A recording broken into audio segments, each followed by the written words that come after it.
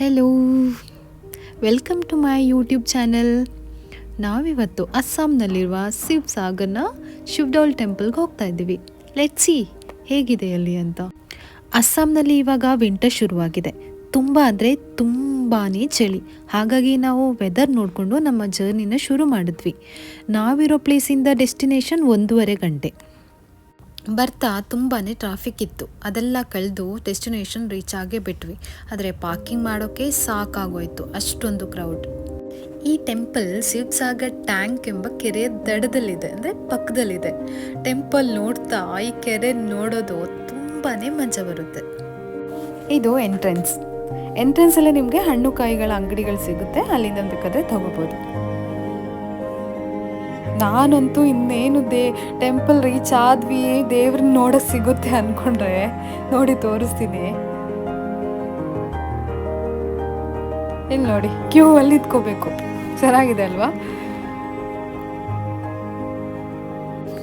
ಈ ಟೆಂಪಲ್ 1734 ಆಹೋಮ್ ಎಂಬ ರಾಜನ ಹೆಂಡತಿ ಅಂಬಿಕಾ ಅವರು ಕಟ್ಟಿಸಿರೋದಂತೆ.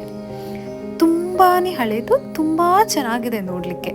ಇದು 104 ಅಡಿ ಎತ್ತರದ ಟೆಂಪಲ್.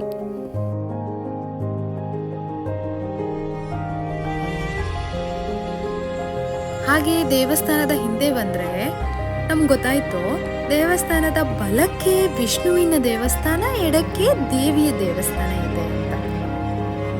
ನೋಡಿ, ನಾನು ಹಾಗಲೇ ಹೇಳಿಲ್ವಾ, ಇದರ ಹಿಂದೆ ಕೆರೆ ಇದೆ.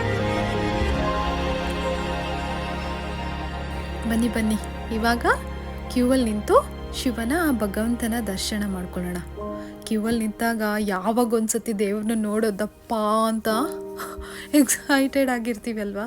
ನೋಡಿ, ಇಲ್ಲೇ ನಾವು ತಂದಿರುವ ಹಣ್ಣು ಕೈಗಳನ್ನ ದೇವ್ರಿಗೆ ನಾವೇ ಅರ್ಪಿಸ್ತೀವಿ, ಇಲ್ಲಾಂದರೆ ಅಲ್ಲಿ ಅರ್ಚಕರಿಗೆ ಕೊಡ್ಬೋದು. ಬನ್ನಿ ಇವಾಗ ನಾವು ವಿಷ್ಣುವಿನ ದರ್ಶನ ಮಾಡ್ಕೊಂಡು ಬರೋಣ. ಹೋಗ್ತಾ ಏನೋ ಒಂಥರ ನೆಮ್ಮದಿ ಅನಿಸುತ್ತೆ, ಯಾವಾಗ ವಿಷ್ಣುವಿನ ದರ್ಶನ ಸಿಗುತ್ತೆ ಅಂತ.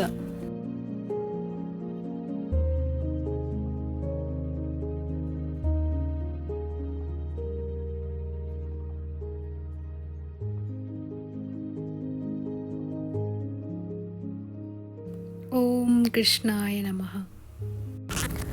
ಬನ್ನಿ ನಾವು ಇವಾಗ ಎಡಬದಿಯಲ್ಲಿರುವ ದೇವಿ ಡೋಲ್ ಹೇಗಿದೆ ಅಂತ ನೋಡ್ಕೊಂಡು ಬರೋಣ. ಇಲ್ಲಿ ಒಂದು ಸ್ಪೆಷಾಲಿಟಿ ಅಂದರೆ ಎಲ್ಲ ಕಡೆ ದೀಪದ ಸ್ಟ್ಯಾಂಡ್ಗಳನ್ನು ಇಟ್ಟಿರ್ತಾರೆ. ನಿಮ್ಮ ಮನಸ್ಸಿನಲ್ಲಿ ಏನಾದರೂ ಕೋರಿಕೆ ಇದ್ದರೆ ದೀಪಗಳ ಮೂಲಕ ಹಚ್ಚಿ ಅದನ್ನು ಆ ಸ್ಟ್ಯಾಂಡ್ ಮೇಲೆ ಇಡ್ಬೋದು.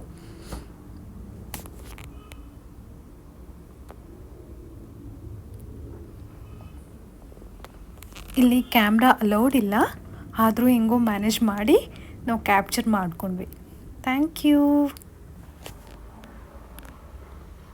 ನೆಕ್ಸ್ಟ್ ವಿಡಿಯೋದಲ್ಲಿ ಸಿಗುವ. ಬಾಯ್.